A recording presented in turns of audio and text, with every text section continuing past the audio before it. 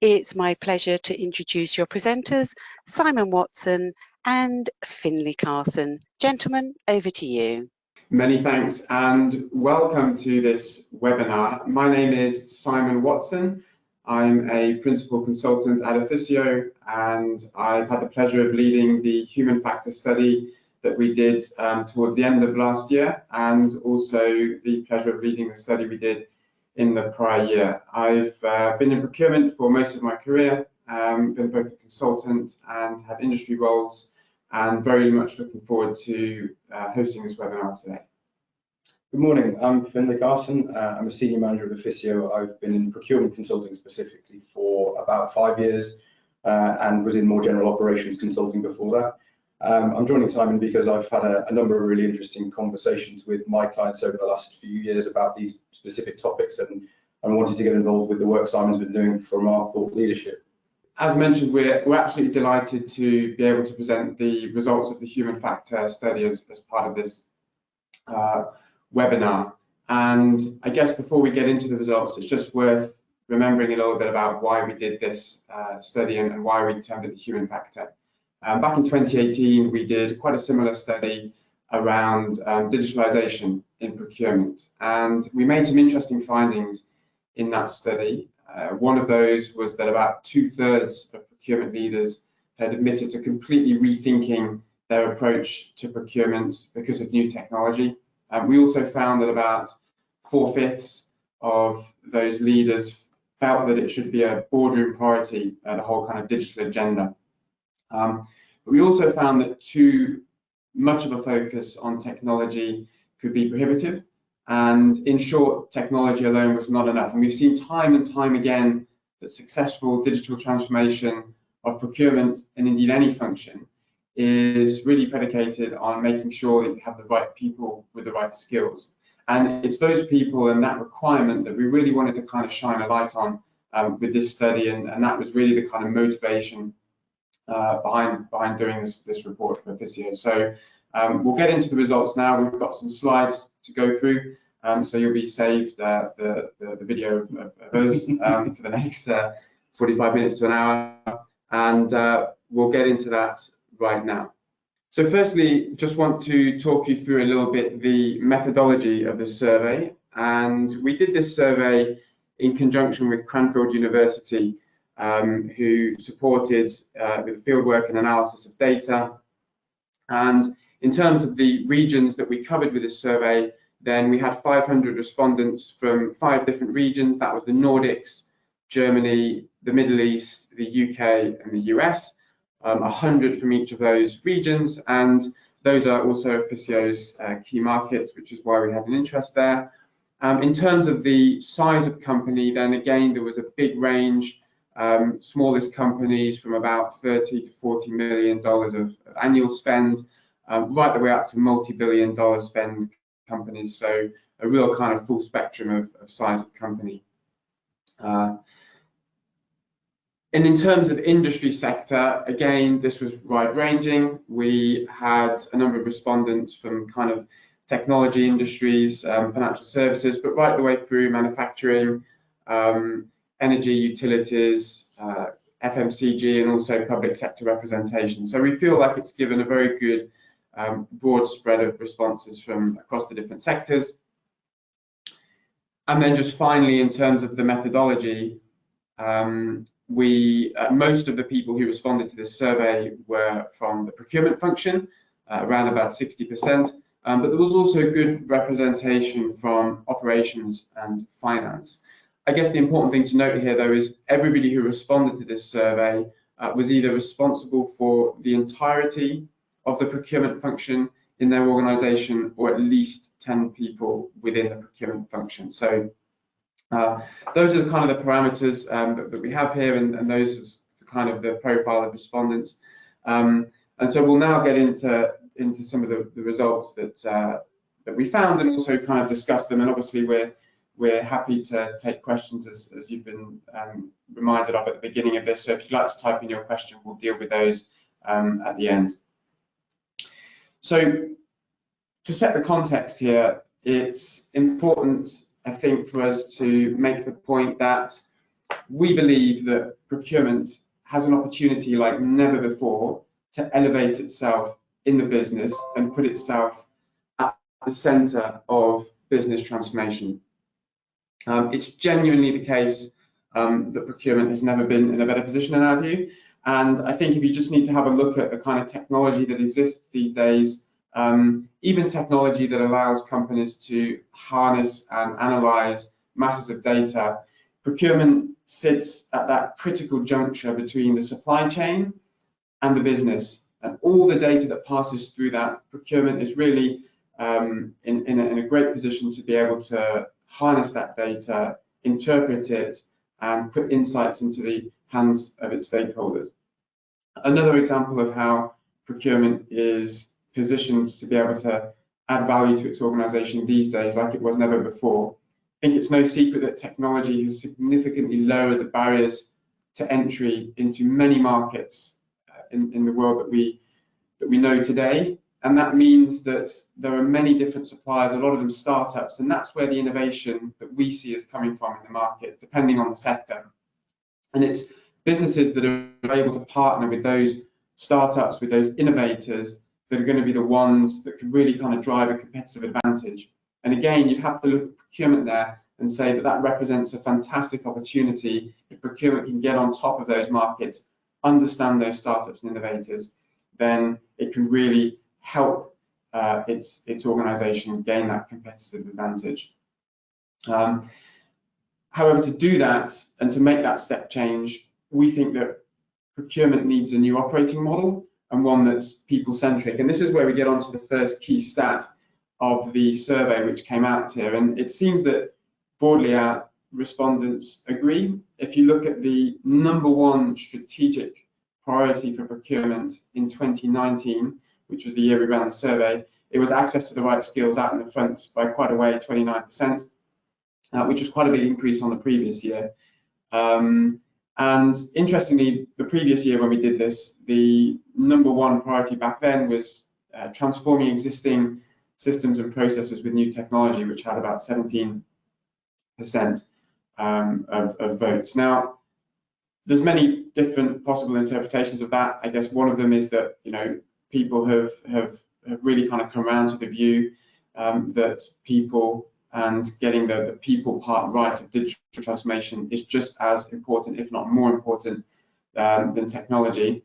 But it's something that we found was very interesting, and actually we were quite refreshed to see that.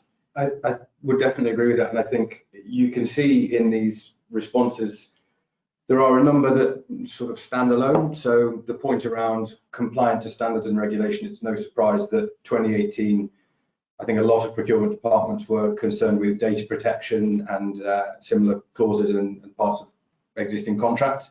I know I worked in 2018 on exactly those kind of projects. Yeah. But the points you mentioned, for me, I can't help but think there must be a relationship between having tried an implementation in 2018, it not gone exactly as an organisation would have wanted, and realised that the gap perhaps might be in the skills to make the full use of it. Yeah, no, I agree, and I think, you know, that gap that we see there is pretty large. So I think there must be other factors in there too. But definitely, when we were talking, you know, this time last year, it was very much around the kind of hype around technology, and so maybe some of that has died down a little bit in the last 12 months, 18 months or so.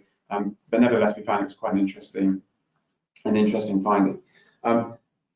The other key finding that we made here as well was that a lot of procurement organisations have made changes to their operating model quite recently, in fact. And if we look at the data coming from the survey here, within the last year, had just over 50% of organisations claiming to have made some significant operating model change in procurement, which was quite high. And actually, if you go back 3 years, then that rises to 80%. And I think whilst that sort of shows that there's activity, it shows that, you know, procurement functions and procurement leaders are doing things, they're trying to change the way they operate to become more efficient and more effective. I think there's a danger here that operating model changes are seen really as just a kind of change of roles and responsibilities. And I think our view on this is that It needs to be a little bit more fundamental than that. And this may well be as part of the results that we see here, but we think that the operating model essentially needs to put the person at the center and support that person with a platform of technology, insight, and expertise per the diagram on the slide. And I think what we mean by that is, technology is something that can not only automate tasks, but it can harness masses of data. It can make it available to people in a global environment and enable them to make more effective decisions. And that's where technology can really add value. It essentially frees up people to become more strategic, or at least that should be one of the key goals of technology.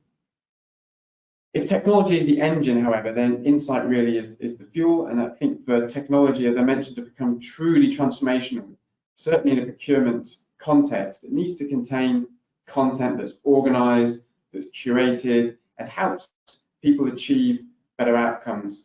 Having content in technology is not something that can just happen overnight. It's something that really needs to be built up over time, sort of building up a knowledge platform. But having insight in technology and having content in technology that allows people to be more effective is one of those key pillars of a future operating model. And then finally, expertise, the expertise to capitalize on technology and the content within it, expertise to be able to play that more strategic role, to be able to have those more strategic conversations with the business, being able perhaps to speak the language of the business rather than the language of procurement and savings. And that's really something that I think is, again, a key pillar of that new operating model that we think procurement should strive for. I think there's a really key point there for me around institutionalizing the expertise that's currently spread out across an organization.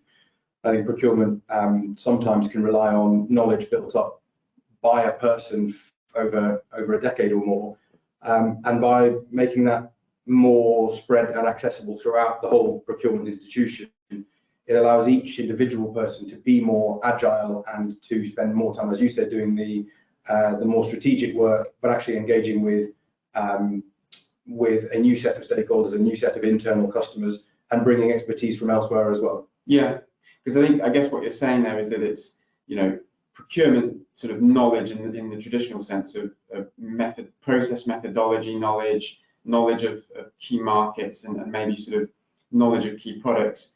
With this new operating model, especially when it comes to insight and content, that sort of stuff ought to reside in the system as a whole, and maybe less so in people's heads. Absolutely, I see that making it more consistent in that sense, but it allows the individuals to be more agile. Yeah, I think that's a good point. So in terms of this new operating model, then the question is how, we sort of posed this question in the survey, how can companies really kind of take their procurement function to the next level? And one of the key focuses here was around soft skills and the importance of soft skills in the future procurement operating model. And there was an overwhelming agreement, perhaps unsurprisingly, in terms of the importance of soft skills. And if we look at the results, we had about 80% almost of respondents saying that soft skills were either essential or very important for the procurement leaders of tomorrow. But I guess as well, more interesting than that was when we started to drill down into the individual soft skills that people mentioned and that people were quoting there. Number one that came out was the ability to influence and lead. And if we take that one, then we think that could be indicative of a procurement function where most of the important negotiations and sort of discussions are not necessarily going to be taking place with suppliers, although that will remain the case. There will more and more be taking place with stakeholders, with internal customers, trying to get people to be better at the function that they have and really kind of influencing and leading other people within their own organization and bringing those people along on the journey that the procurement, the kind of agenda that procurement wants to drive. And so that ability to really kind of influence and lead people, whether that's at a kind of boardroom level or whether that's at a few levels down, I think is going to be key. And I don't know what your view is on this, Finn, but is that something that you think we have a lot of in the procurement function at the moment? If you just take it as a whole, the procurement function, is that something that when you look at people working in procurement, that it's full of people who influence and lead, or do you think that's something that maybe is something that could still be developed? It's an interesting question. I think a common frustration I see is that procurement is often brought in late in a process as an enactor, sort of as a final process step to go through, rather than being involved right at the start.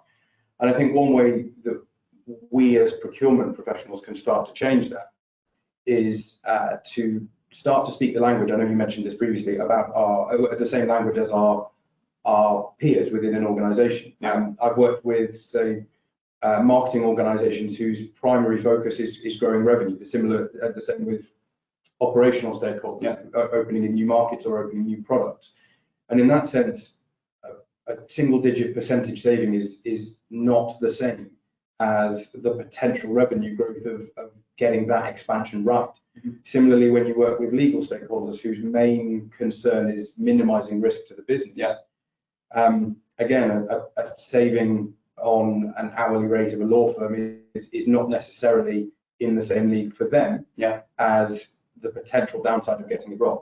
So if we understand those priorities and speak the same language, it becomes much easier. And that's not to say that the original sort of existing procurement priorities are not valued at all, but I think we need to understand where those priorities interact, and as you say, speak the same language. And I think then we can get in much earlier in the process and lead it through. I think there's a lot of truth in that, and I think also coming back to the point around whether procurement can sort of influence and lead at the moment. I think the point you were making at the beginning is that actually, in many cases, it's not perhaps given the opportunity to influence and lead, because, as you say, it comes in at the back end of the process, and it's only really engaged late on. I suppose the argument is that something that is procurement's responsibility, and is it incumbent on procurement to try and kind of overturn that kind of norm and actually get itself to a position where it does influence and lead more, and it does get itself involved earlier on in decision making, earlier on in supply selection.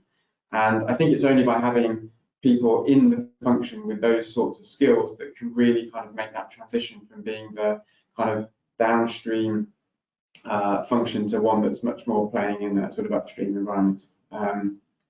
The other soft skills that came up as well were interesting. The second one there was courage to challenge conventional thinking. And I think, if you go to any procurement course, when we talk about that in procurement, we often think about that in the context of challenging the business, challenging back on their specifications, the kind of gold plating that quite often goes on, whether that's with the engineering function or other functions.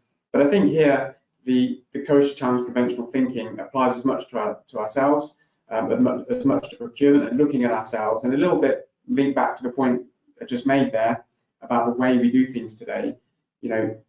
Should procurement actually challenge itself and think, actually, I don't want, do I need to be playing the role I'm playing today, or can I actually add more value to my organisation? What is the value add of procurement in my organisation today? Just because it's been, say, savings for the last 10 or 15 years doesn't mean necessarily to say that that's what would be best for the business. Is it incumbent on me as somebody in procurement, a procurement leader in a business, to think about what other objectives could I have here that align more with corporate objectives? And so I think that's an interesting soft skill that was pointed out in the survey. And then the other one there, innovation, creativity, and problem solving.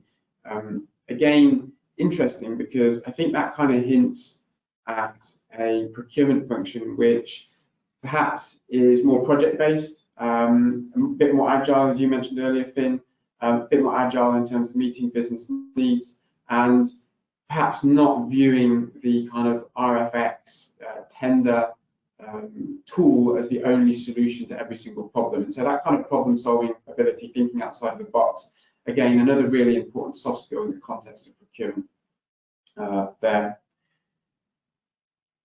So I appreciate that's quite a lot of talking, and actually it might be a good time just to share a video with you, because we talked a second ago a little bit about the value of procurement and whether it really should be kind of measured on savings, and whether there are other things that it could be measured on. And when we launched this survey back in 2019, at the end of 2019, we had a launch event with a panel, and we had a number of panelists, and one of the questions that was put to them by our moderator was, do you think procurement should be measured on cost savings? So we're just going to try and play this video here.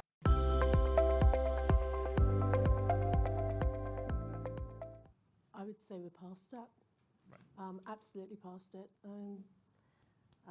Speaking personally, my most recent strategy doesn't have a savings number in there. So there are other metrics that are out there that are far more appropriate for our actions, and we're able to show whether we've been successful or not through metrics such as involvement, engagement upfront, automation where appropriate. But savings is not the metric. It's one of, and it is when it's appropriate in the right project. Yeah. Lucy, is that your experience of the industry, that savings isn't the measure now? It's still most of the time the biggest conversation point, I have to be honest. And equally when... And is that led by CPOs or led by the organisation dictating that to the CPO? It's a bit of both. So quite frequently CPO reports into CFO. Certainly when I meet people to chat about their careers and their next steps, they define themselves to me by, this is my spend and this is my savings. That's the first thing that that they'll talk about. And when I speak to the clients, usually CFO as an example, if they're looking to replace their CPO, one of probably the most quoted frustration with their procurement leader and therefore the function is that I don't believe these numbers. So they don't believe the numbers. Yeah. Because they're single-handedly saved 500 million pounds or whatever, and quite frankly, if they saved that amount of money, they'd be paid an awful lot more than they were. So there is a disconnect, I think, and I think it drives the behaviours.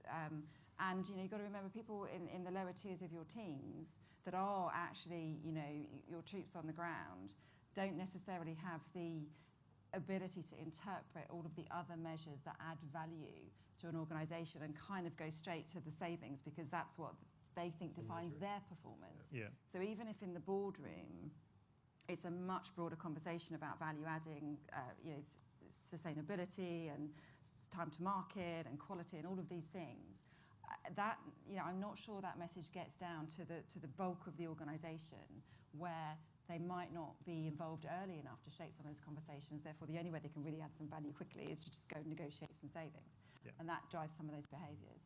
I think we are way past that point. I think organisations look to CPOs almost as a hygiene factor to be able to do that, add value in other ways. I completely get the point as well that actually as you go further and further down a procurement function, it becomes more and more difficult for those individuals on their own to do anything but perhaps more of a core job of cost reduction. And I think that's a big part of a CPO or a really good, strong leadership team, is help lift everybody in that organisation to be able to feel like they can add value. Yeah, we look at sustainability, we look at carbon neutrality, we look at consent compliance, we look at customer satisfaction, we look at supply chain satisfaction. There are lots of measures out there, but there is a hardcore of you've always got to stay cost competitive. You've got to keep your price point in that marketplace. Yeah. And value, I think, is a second place to that in reality.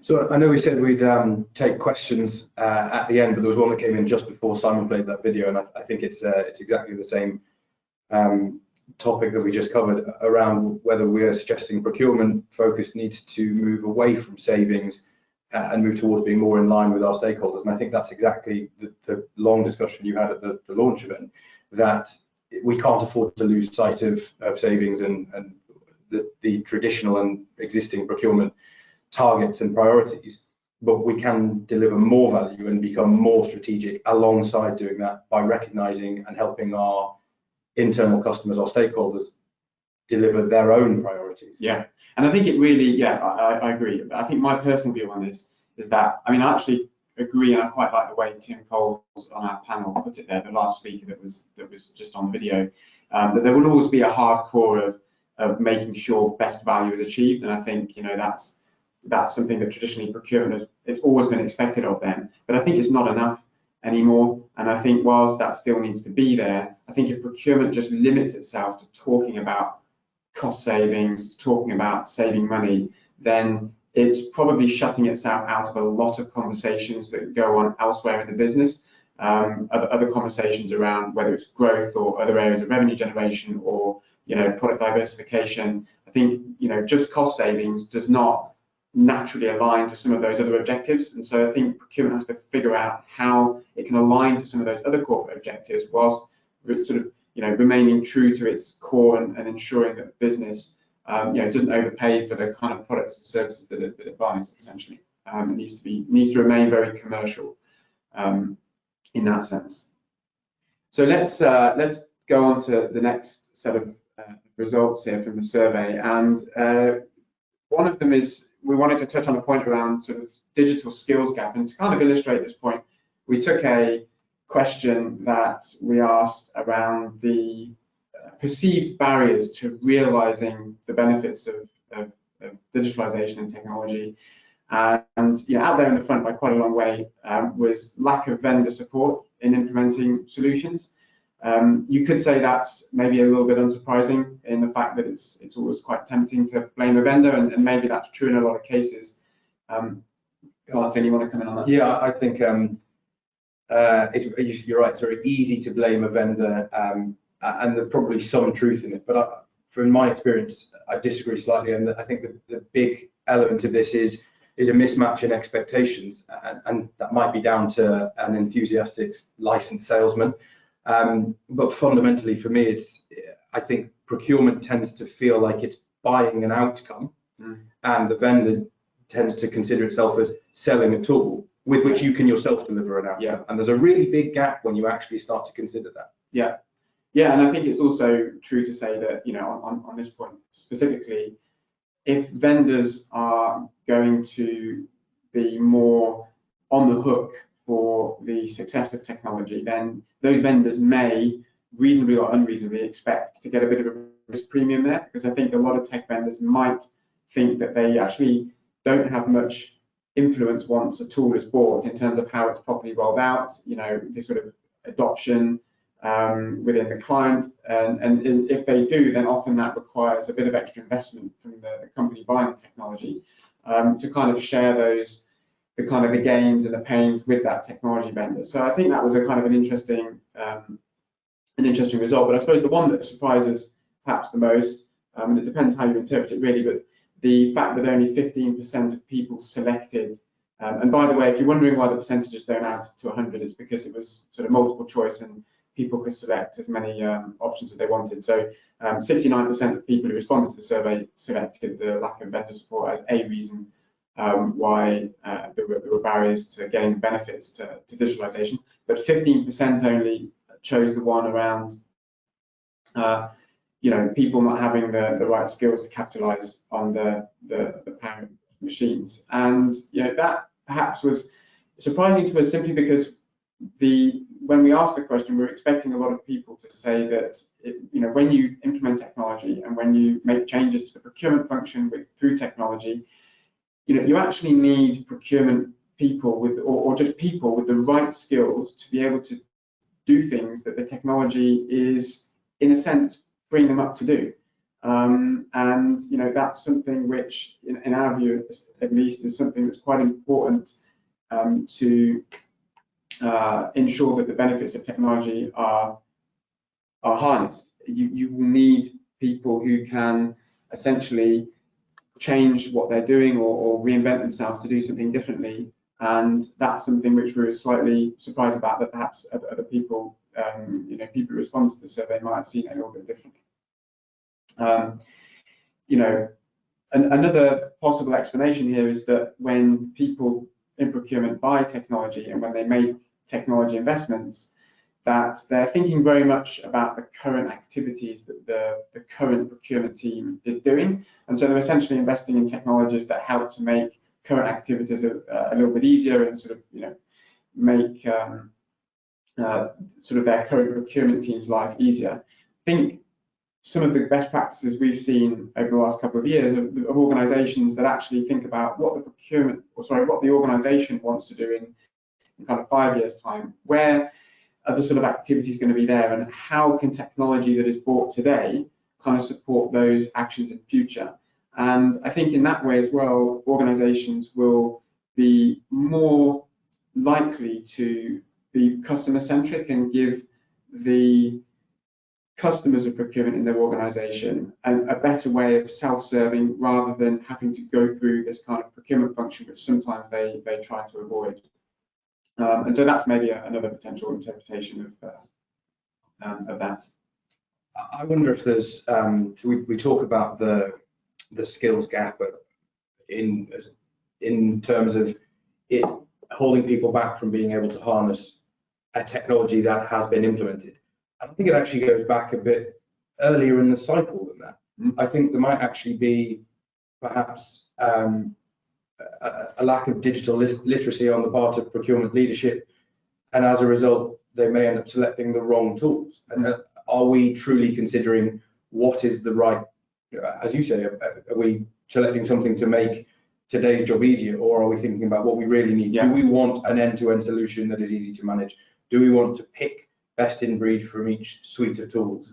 And that would make the ability to make the full use of digitalization and technology, it would make that far easier. Yeah, and I guess the point around digital literacy is an important one, because there's a lot of hype on, and as we mentioned at the beginning of the video, the webinar rather, there's a lot of hype, or has been a lot of hype around different technologies, and I think there are a lot of technologies, there's no doubt, that can add a lot of value to procurement, probably in the future as well. But I think when we talk about technology procurement today, we're talking more around technologies that actually have existed for quite a while, but can just help companies to get on top of basic fundamentals in their organization, like their spend data or their contract data or their supplier performance.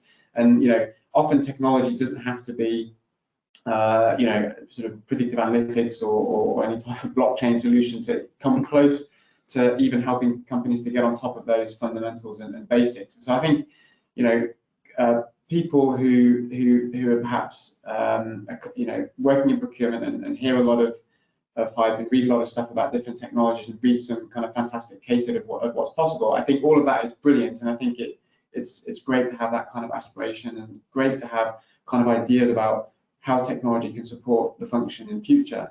But then I think it needs to be grounded with a certain sense of, okay, what are the fundamentals that need to be in place in my function, in my organization, and what technologies exist to help me do that? And I think the answer to that in most cases will be, actually, these are technologies that have been around for quite a while, whether it's just visualization software, for example. There's a number of different pieces of software these days that just help you to visualize data in a very nice way, and they help you to kind of juggle that data and generate insights from it very well, without having to make kind of huge investments. But then I think when people are looking to make bigger investments, it is important to understand, the terms you're using, your acronyms, understanding how at a basic level software is built, so that you can kind of create a platform, a best of breed that is kind of sustainable and built on solid foundations, so that it can be developed upon in future. I actually had a really interesting conversation with a CPO last year, and I think you're right, it's very easy to get swept away with the huge promises on offer. But actually, he was the first person I've ever heard say, that's all well and good, and it will suit a small, agile fintech startup. But he was the CPO of a utilities company, and said, in our industry, the organization as we are, we can't find contracts for a third of our suppliers.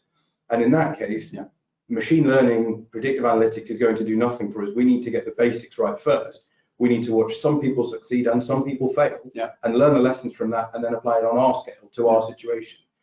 And I think it's really important to bear that in mind, rather than think that a tool will on its own solve all of your problems. Yes. Yeah, no, I agree. Good. So that was sort of some interesting insights that we got from the digital skills gap part of the survey. And we also wanted to talk a little bit about people and training and upskilling of people, because obviously that's going to be key as well as the technology piece, and that was really the focus of this study. And we've got some results here from some of the questions we asked on this topic. I think what's clear here is that companies recognise the importance of training and upskilling in both the retention and attraction of talent. But it also seems that a lot of people feel that the approach needs to change and that more can be done. So we found that about 2/3 of respondents said that they wanted to have or planned to have structured training plans in place. The way that was defined in the survey was that it's some training that aligns the competences and skills of the worker base to the strategic objectives of the company. And however, on the other hand, almost nobody said that they had all of that in place, or at least to the extent that they were happy. So I think it shows here that there's quite a gap in terms of the training on offer and the state of training in the procurement function.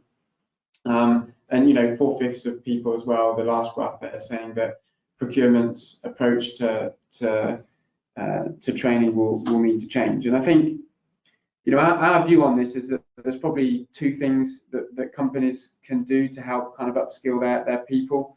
One of them being embedding a culture of learning, and the second one being understanding their people. So what do we mean by that? First one, embedding a culture of learning in procurement. Obviously, we live in an era now where knowledge has never been cheaper. It's very easy these days to go and learn a new skill, find out how to do something, just going online. There are so many courses, web pages, resources that can help people to really just with a few clicks learn new skills and do different things. And whether that's something as simple as just being able to visualize data, or becoming a more effective influencer, or becoming a better negotiator. I think gone are the days really when somebody in procurement needs to sit around and wait for their manager to kind of tell them which training program they should go on and what they're going to learn. But I think to kind of embed that culture of self-learning, there is a level of responsibility that not only people need to take for their own development, but that leaders can really take on in setting expectations, whether that's through the kind of regular reviews that take place, and allowing maybe time for self-learning and measuring people against those goals. So it's kind of one quite practical thing that companies can do, and some companies today do that very, very well. The second one is really kind of understanding their people, and we think there's an opportunity here really to kind of think of the person being trained in procurement as a customer, and thinking of them as a customer of the learning that they receive.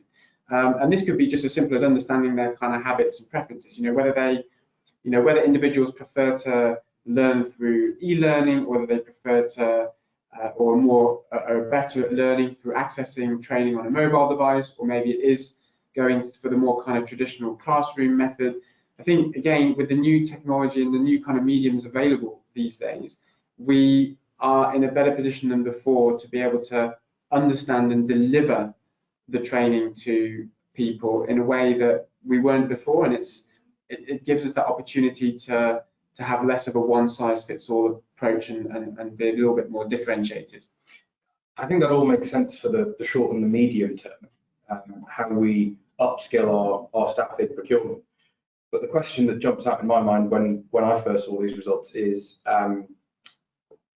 in future, do we need to be looking for the same kind of people that currently work in procurement and upskill them in different ways? Or do we need to be looking for new people, different backgrounds and different skill sets to begin with? Yeah, I think it's an interesting one, because I think what we certainly don't want to do is write off the current procurement population, because there's no doubt that there are a lot of skills that exhibited today in procurement are still going to be required in future. And I think also there's a lot of people in procurement who I think would be willing to reinvent themselves and learn some new skills.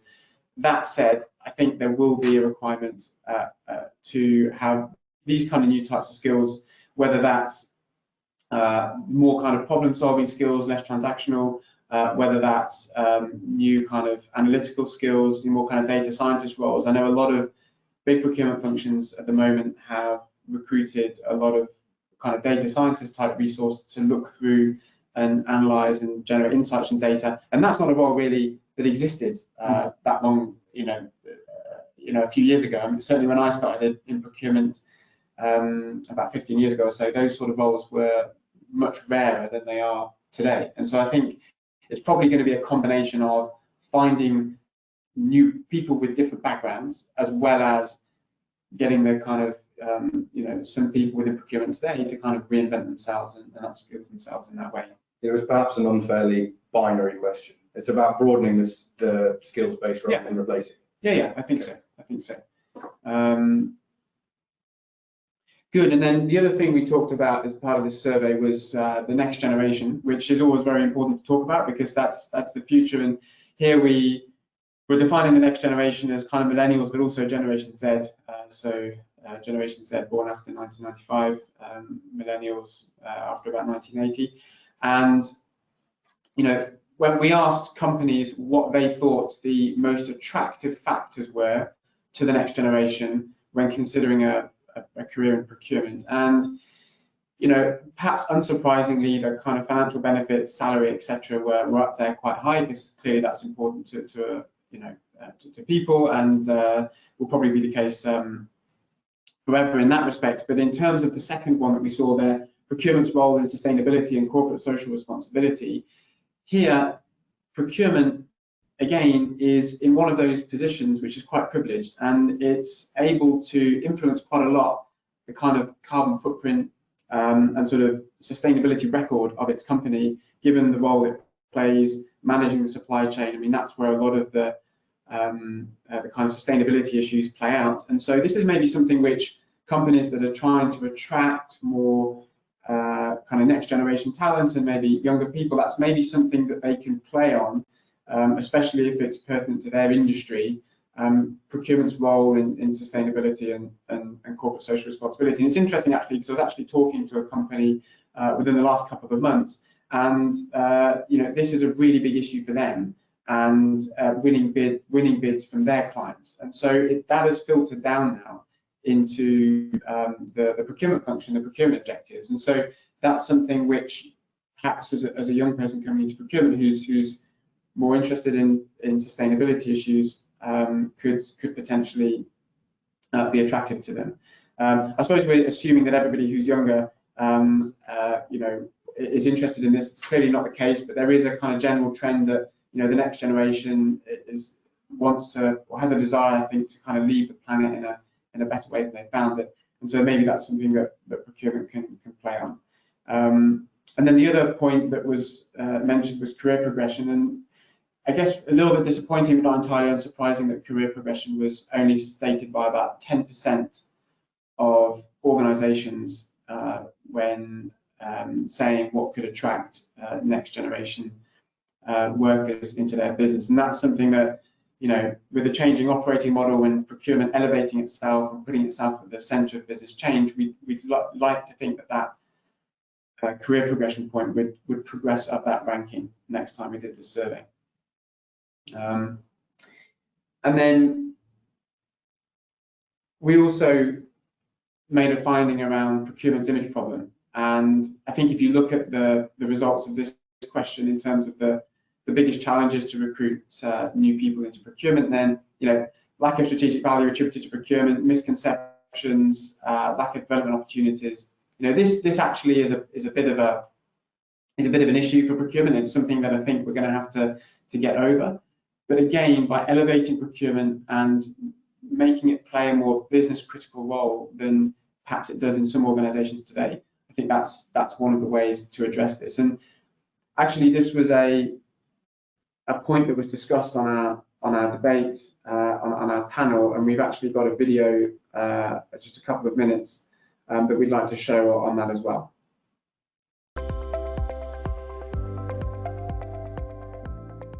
I do think that the term procurement does us a major disservice. I don't think it even starts to reflect the work that we do. And if we look at the branding of us and how we present ourselves, not only to our board, but also to graduates and people who might want to engage with the work that we're doing, I think it might be incumbent on us to try and identify another word to describe the activities that we do and the time that we spend working with our business partners. I agree it's a disservice. It is much more of a general management role now. It is being able to interface with access all areas internally. It is being able to turn up to a supply chain meeting and they're not sat there with their heckles up and they're ready for a punch up, before you've even started. I think if you can overcome that with an individual who's thinking about an end goal, I think that's an amazing place to be. I think back to the image piece. I mean, there's obviously the way you communicate the function and the career path, but equally, for me, it's about what people actually experience when they engage with procurement. So, CPOs, and I've met many of you and had many stories where it's great, strategic, all the things that we've talked about. Yet the experience of many of those businesses is that it's a painful, administrative, slow policing function. So two things have got to happen. Yes, you can change, we call it commercial or whatever. These are things that actually sit around the edge for me. Actually, if you really want to, the experience on the receiving end of a procurement function inside your business and in the supply base when you're trying to deal with procurement to contract with a business, those are the things actually that will really change the dial. That says this is a fast-moving, exciting, relationship-based, strategic function, because that's what it felt when I engaged with you. Not that's the message you're sending me, but actually the reality of my experience is quite the opposite. Can I just say, I think we have to stop apologising for procurement. We have to be, to your point, it's the name, sorry Julie, the name is the name. It's, call it any name, but it's the experience and the results that you're driving, the cultural change. And if you do it in a way that's highly administrative and bureaucratic, well, you deserve everything you get. I just think that the function doesn't have a brand image if you have the right team and the right people in your organization to deliver the results and the experience that comes with it. And the more that we do that, the industry will change.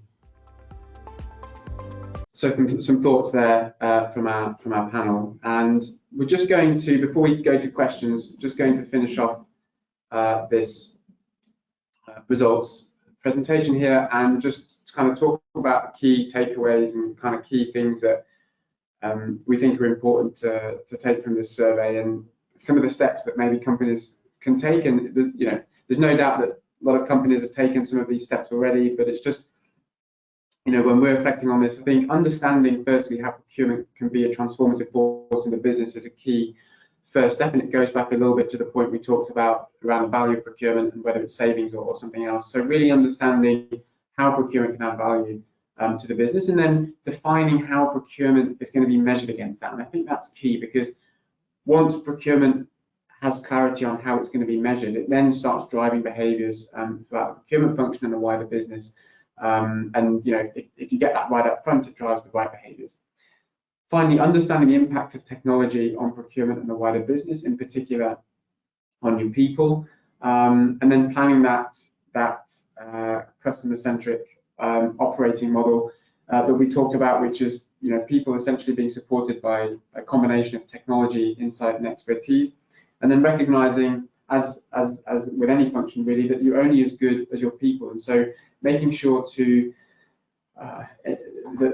making sure that people are at the center of any transformation that you do in procurement will maximize the chances of that success. And with that, we've got to the end of the kind of official results. Just as a reminder, before we go on to questions and answers, you can submit questions if you like through the panel on your screen.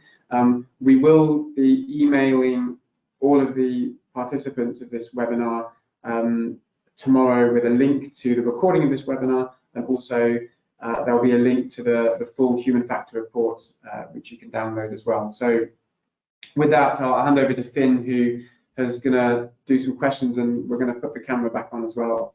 So bear with us on that one. Good. Thanks, Simon. The first question we've got, and as Simon said, if you want to submit any, we will try and get through as many as we can in the time left. The first question is around how the priorities of cost savings versus value adds are differently perceived in different industries. And I think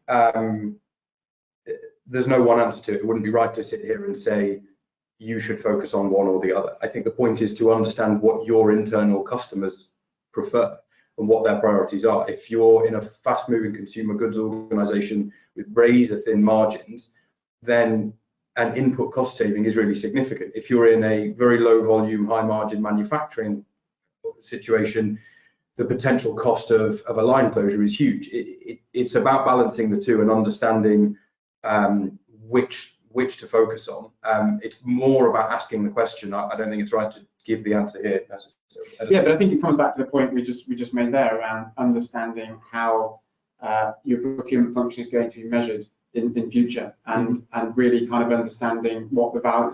Firstly, what the value add of procurement is going to be in your organisation, and then how it's going to be measured. And clearly, that's going to vary by industry and by company. And there are some industries where cost savings are absolutely paramount, but there are others, some of the ones you mentioned, but where other things are more important, and whether that's speed to market, whether that's compliance to regulation, other things.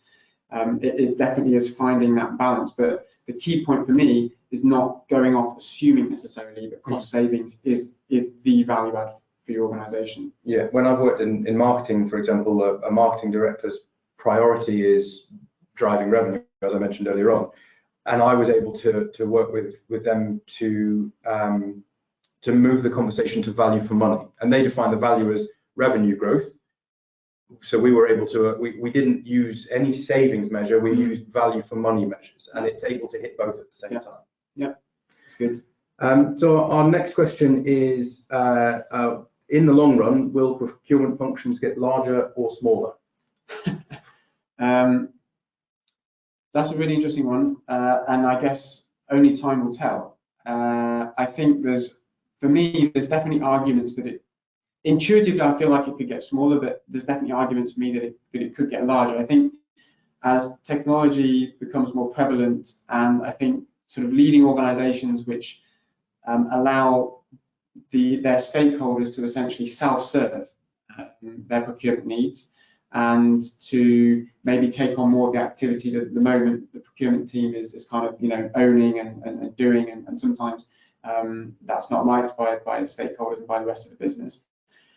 Whilst some of that activity could go back into the business, you could say, well, that means the procurement function is going to get smaller. I actually think that if we think about the operating model that we talked about at the beginning, where you've got people supported by technology, insight, and expertise, that's going to require, that sort of whole system is going to require a lot of management and a lot of smart management. It's going to require people with the right sort of skills to curate the knowledge, to make sure it's available, to make sure insights are available and in the hands of decision makers. It's basically going to need people who are in the background of that system, making sure that it's effective, spotting those patterns. And so I can see actually that whilst the number of people doing current roles in procurement, I think will probably decrease. I can see that there are lots of new roles that will develop. And so for that reason, I think it's quite, I'd say it could either stay the same or actually get larger. But obviously, if it's going to get bigger, the value add has to be there. But again, the value add of procurement, like I said at the beginning, the potential is huge. So I think maybe it could get bigger. I partly agree with you, which is a polite way of saying I disagree with you. I think you're right about the number of people doing current roles. But I see the change being, we talk about being agile and becoming more strategic. And I think if I was an internal customer of a procurement function, I'd actually want that embedded in my organisation. So whatever my function or business is, I would want, and I think this is part of the root of part of the problems we see today, I want procurement done within my area. So I think the true procurement function may get smaller, but the people doing procurement work, strategic procurement work, will be more diffuse, spread out in the organisation. And so they might be disguised procurement, if you want to say it that way. Yeah, I kind of see the argument, and there are some people I know who their view, certain CPOs, their view is that they basically want to try and get procurement out of the way of their organisation, basically make that procurement organisation smaller because of being, having more innovative ways of getting their customers to self-serve. So yeah, I think it's a time will tell on that one. Okay, but it could go either way. The next question is, how should procurement leaders balance their investments in training and technology? Is there an order or a priority to it? Personal view on this one is that it sounds like a cop-out, but it has to be both. And I think basically a company needs to have a digital roadmap which encompasses not just technology, but also people, and to a certain extent, kind of information and data. And so planning for what states that organization wants to reach within the next kind of 1, 2, 3, 5 years, and then understanding what technology investments and what training investments or people investments are going to be needed to achieve those states is probably where I would see the kind of optimal way of doing it. I think the danger of prioritising one over the other is that it just takes the other one time to catch up, and you're kind of only as good as your slowest there, would be my view. And I think, from my point of view, the value might be in splitting them out. So you need to prepare the ground and prepare your people to be ready for the technology implementation, and then train them how to use it when it's there. Yeah, it's almost before and after. Yeah, I think it's a good point. I think we'll, given the time, I think we'll have to call it a day there. So we're just coming up to 1/2 the hour. So all that remains to be said is thank you very much for having joined the webinar. We hope you found it useful. And as we mentioned previously, you'll get an email link with a recording and also a link to the report, the Human Factor, which you can download and read as well. So thank you very much for attending. Thank you.